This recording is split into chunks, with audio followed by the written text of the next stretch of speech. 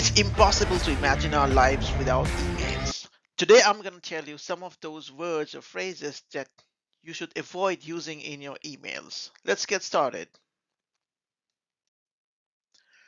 There's no worse way than opening your email with an apologetic tone. So sorry to bother you is something that you need to avoid. Instead, you should start your email with something more positive, such as I hope you're having a great week or thanks for your patience.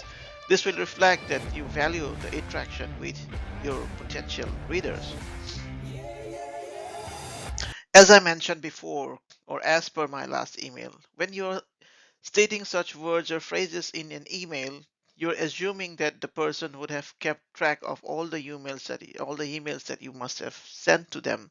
Whereas the fact of the matter is that people are really busy and they might have missed some of those previous communications. So instead of using as I mentioned before or as per my last email, it would be ideal to use something like this is a quick reminder or a quick reminder or I wanted to update you, blah blah blah. Similarly, words like ASAP needs to be avoided in emails because words like as soon as possible creates an unnecessary pressure on the readers. So unless it's a really critical situation, you would want to avoid using words like ASAP. Instead, give them a specific time frame to complete the action that you have requested.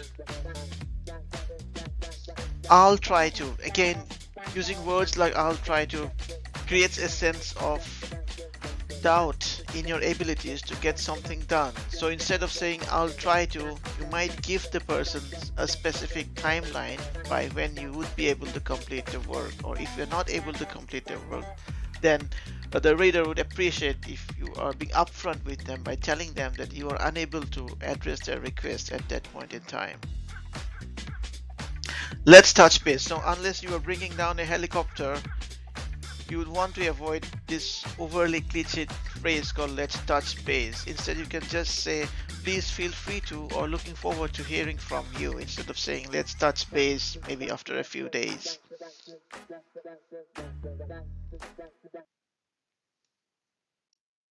The problem is, again, addressing a problem with a specific solution can be a task. So instead of quoting the issue vaguely, you can use phrases like I wanted to update you or we are working on your issue.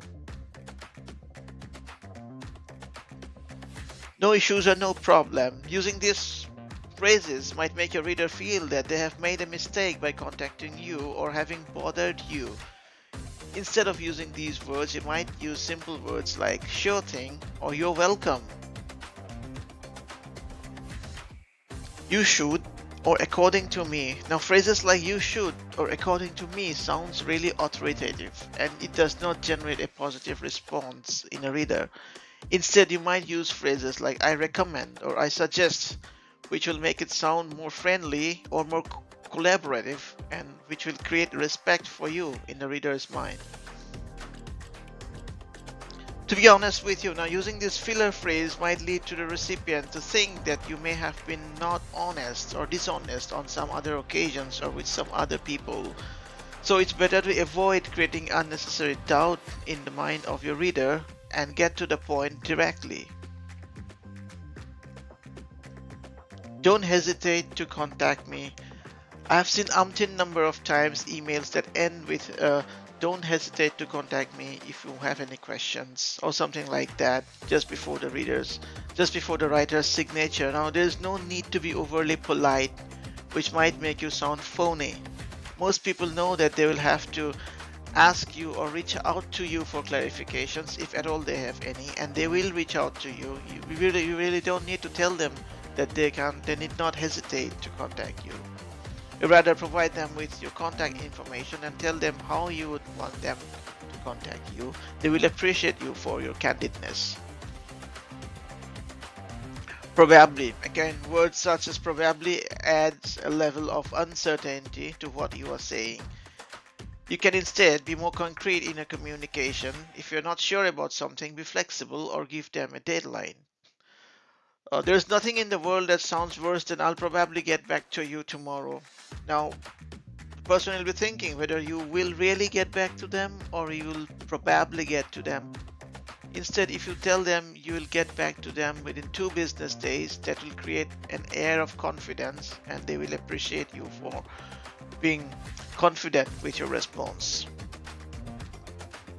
I think, again, a lot of the times we encounter situations when the writer of an email says their opinion or begins their opinion with, I think XYZ was done because of ABC.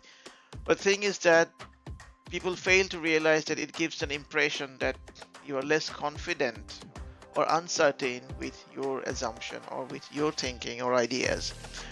People usually appreciate and expect certain and definitive responses. For instance, if you write, I think the team member is on leave today, or I think the deliverable will be completed by the end of the business hours today, it only means that you are not confident about your response. You would rather say, the deliverable will be sent to you in the next business day, so that you are more confident in your response and more concrete. FYI, I can't recall how many times I've seen FYI to an email chain. I mean, I have received it from my supervisors. I'll get and forward an email where the only text will be FYI, and I don't know what to do about that. From my perspective, I think it'll be good if more context is added to an FYI. For instance, FYI, you should know about this. If somebody is forwarding me an email about the benefits of ChatGPT, they might as well say, FYI, you should look at it because this might help your job in the next few days. Something like that. Kindly, again, just write please. Everyone will get the message. Kind is, I think, too intense a word to use in professional email conversation in the current age. So friends, those were some of the words and phrases that you might want to avoid in your emails starting today to make sure that your emails are reader friendly and they sound more confident.